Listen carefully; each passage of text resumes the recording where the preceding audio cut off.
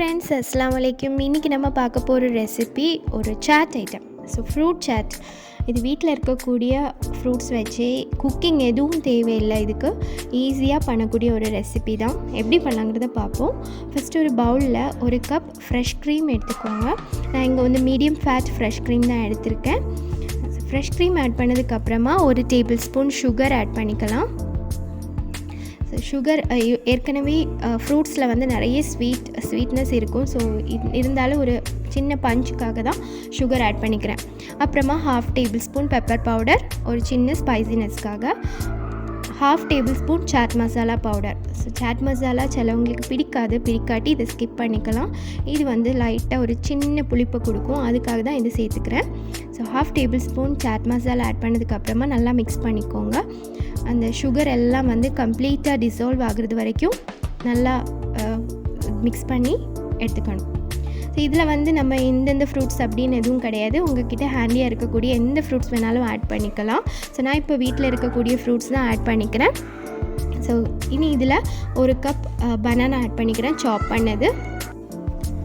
So banana add பண்ணதுக்கப்புறமா ஒரு cup water melon add பண்ணிக்கிறேன், அதையும் குட்டியாக சாப் பண்ணி வச்சுருக்கிறேன். அப்புறமா ஒரு கப் ஆப்பிள் சாப் பண்ணி வச்சதை ஆட் பண்ணுறேன். இனி ஆப்பிள் ஆட் பண்ணதுக்கப்புறமா ஒரு கப் சப்போட்டா ஆட் பண்ணிக்கிறேன். ஸோ சப்போட்டா வந்து கொஞ்சம் பழுத்ததை ஆட் பண்ணிக்கோங்க. சப்போட்டா, அதுக்கப்புறம் கிரேப்ஸ் ஆட் பண்ணுறேன், ஒரு கப் க்ரீன் கிரேப்ஸ். அதுவும் வந்து நான் வந்து 2 கட் பண்ணி ஆட் பண்ணிக்கிறேன். ஸோ இதெல்லாம் வீட்டில் இருந்த ஃப்ரூட்ஸ் தான். வேறு எந்தாவது உங்கள்கிட்ட வேறு ஃப்ரூட்ஸ் இருந்துன்னா அது கூட ஆட் பண்ணிக்கலாம். ரொம்ப டேஸ்டியாக தான் இருந்துச்சு. ஸோ இனி இது கூட 1/4 கப் அளவுக்கு மிக்சட் ட்ரை ஃப்ரூட்ஸ் ஆட் பண்ணிக்கிறேன். கேஷ்யூஸ், ரைசன்ஸ், இதெல்லாம் வந்து டேட்ஸ், இதெல்லாம் வந்து குட்டியாக சாப் பண்ணி ஆட் பண்ணிக்கிறேன். ஸோ இது எல்லாத்தையும் சேர்த்து நல்லா மிக்ஸ் பண்ணி, இது வந்து கூலாக சாப்பிட்டா ரொம்ப நல்லாயிருக்கும். எஸ்பெஷலி இந்த வெயிலுக்கு வந்து நம்ம இதை ஃப்ரிட்ஜில் வச்சு எடுத்து சாப்பிட்டோம்னா ஒரு ரெஃப்ரெஷ்மெண்ட்டை கொடுக்கும். ஸோ இப்போ வந்து ரமலான் டைம். ஸோ இது இஃப்தாருக்கு கூட இதை எடுக்கலாம்.